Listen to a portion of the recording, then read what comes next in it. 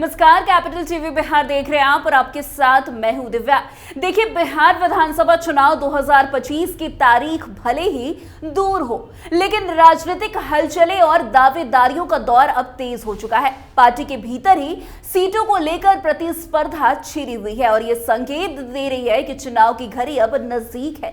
महागठबंधन हो या फिर एनडीए, दोनों ही गठबंधनों में सीटों को लेकर दावेदारी की प्रक्रिया चल रही है। इस प्रतिस्पर्धा के पीछे सिर्फ सत्ता की चाहत ही नहीं, बल्कि जातीय समीकरण और हिस्सेदारी का भी महत्वपूर्ण असर है।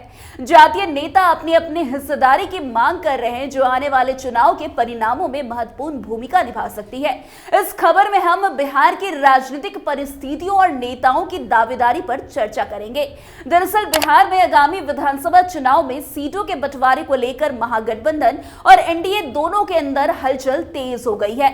महागठबंधन में तो पहले से ही सीटों की दावेदारी का खेल चल रहा था, लेकिन अब एनडीए में भी दावेदारी और प्रतिस्पर्धा नजर आ रही है। कांग्रेस नेता अखिलेश सिंह, लोजपा रामविलास के केंद्रीय मंत्री चिराग पासवान, हिंदुस्तानी अवाम मोर्चा के संस्थापक जीतन राम मांझी और वीआईपी प्रमुख मुकेश सहनी जैसे जातीय क्षत्रप इस चुनाव में अपने अपनी पार्टी की ताकत बढ़ाने के लिए सीटों की लड़ाई में शामिल हो चुके हैं।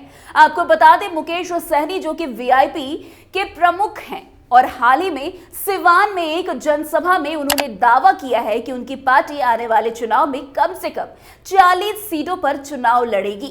यह दावा निश्चित तौर पर महागठबंधन के लिए चिंता का कारण बन सकता है, क्योंकि तेजस्वी के नेतृत्व में महागठबंधन में सीटों का बंटवारा पहले से ही एक जटिल मुद्दा रहा है। मुकेश सहनी ने अपने इस बयान से यह स्पष्ट कर दिया है कि वीआईपी अब टिकट मांगने वालों में नहीं है, बल्कि टिकट बांटने वालों में से होगी। इस बयान से महागठबंधन में सीटों का बंटवारा और भी कठिन हो सकता है। तो वहीं तेजस्वी यादव, जो बिहार में विपक्षी नेता के तौर पर उभर कर सामने आए हैं, उनके लिए ये कोई नया झटका नहीं होगा। इससे पहले भी कांग्रेस के प्रदेश अध्यक्ष और राज्यसभा सदस्य अखिलेश सिंह ने ये कहा था कि कांग्रेस 2020 के चुनाव में जितनी सीटों पर लड़ी थी, उससे कम सीटों पर 2025 में नहीं लड़ेगी। यानी कांग्रेस ने भी अपने कम से कम 70 सीटों पर चुनाव लड़ने का बड़ा दावा कर दिया है। ऐसे में महागठबंधन के भीतर सीटों के बंटवारे को लेकर तनाव बढ़ सकता है और ये विपक्ष के लिए एक बड़ी चुनौती बन सकती है। तो वहीं मुकेश सहनी के बढ़ते दावे और वीआईपी की सीटों पर दावेदारी के चलते तेजस्वी यादव के लिए ये और भी मुश्किल हो सकता है। तेजस्वी यादव को ये चुनौती है कि वे किस तरह से महागठबंधन के भीतर सीटों का बंटवारा करें, ताकि उनकी पार्टी को एक मजबूत स्थिति में रखा जा सके और वे भाजपा के खिलाफ एक मजबूत मुकाबला कर सके। वैसे आपको बता दें, एनडीए की ओर से भी सीटों का दावेदारी का खेल शुरू हो चुका है। जनता दल यूनाइटेड यानी कि जेडीयू ने पहले ही ये स्पष्ट कर दिया है कि वे आगामी विधानसभा चुनाव में कम से कम 120 सीटों पर चुनाव लड़ने के इच्छुक है। तो वहीं जेडीयू के नेताओं का साफ मानना है कि लोकसभा चुनाव 2024 में उनके द्वारा हासिल की गई सीटों के हिसाब से उन्हें अधिक सीटों पर चुनाव लड़ने का अधिकार है। नीतीश कुमार, जो बिहार के मुख्यमंत्री हैं, ये संकेत दे चुके हैं कि उनका लक्ष्य 2010 में हासिल की गई 115 सीटों के आंकड़े को पार करना है और उन्हें कम से कम 120 सीटों पर लड़ने की आवश्यकता है। वैसे जेडीयू का यह दावा आगामी चुनाव में उनके पक्ष में जाने का एक महत्वपूर्ण कदम भी हो सकता है, क्योंकि पार्टी का दावा है कि उनका स्ट्राइक रेट भाजपा से काफी बेहतर है। नीतीश कुमार का मिशन 130 सीटों को लेकर के भी चर्चा में है। उनका कहना है कि बिहार में उनकी पार्टी सबसे बड़ी पार्टी बने और इसके लिए वे पूरी ताकत से चुनाव में उतरने के लिए पूरी तरीके से तैयार है। इसके अलावा नीतीश कुमार की रणनीति ये भी है कि वे राज्य में अपनी पार्टी के आधार को और मजबूत करें, ताकि आगामी विधानसभा चुनाव में उनकी स्थिति मजबूत हो सके। तो वहीं लोजपा रामविलास के अध्यक्ष चिराग पासवान ने भी विधानसभा चुनाव में अपने दावे को स्पष्ट कर दिया है। चिराग पासवान ने यह कहकर अपनी दावेदारी पेश की है कि वे हर जिले में एक सीट पर चुनाव लड़ेंगे। ये बयान उनकी पार्टी के लिए एक मजबूत कदम साबित हो सकता है, क्योंकि उन्होंने अपने स्ट्राइक रेट को लोकसभा चुनाव के आधार पर रखा है। वैसे चिराग पासवान की पार्टी के लिए यह चुनाव काफी अहम होगा, क्योंकि लोजपा रामविलास को बिहार में एक महत्वपूर्ण दल के रूप में स्थापित करने का यह अवसर हो सकता है।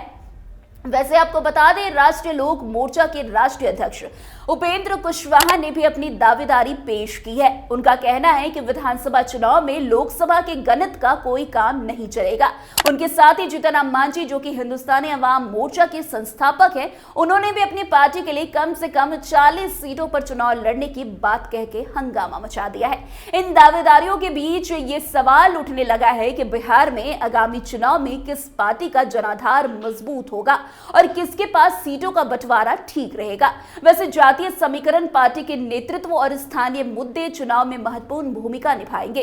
इन सब बातों को ध्यान में रखते हुए बिहार की राजनीति में सीटों का बंटवारा और पार्टी दावेदारी के बीच गठबंधन की स्थितियां आगामी चुनाव के परिणाम को प्रभावित कर सकती है। वैसे आपको बता दें कि बिहार विधानसभा चुनाव 2025 को लेकर अब रणनीति और चुनावी दावेदारी में कई मोर्चे खुल चुके हैं। महागठबंधन और एनडीए दोनों के भीतर दावेदारी का खेल अपने चरम पर है।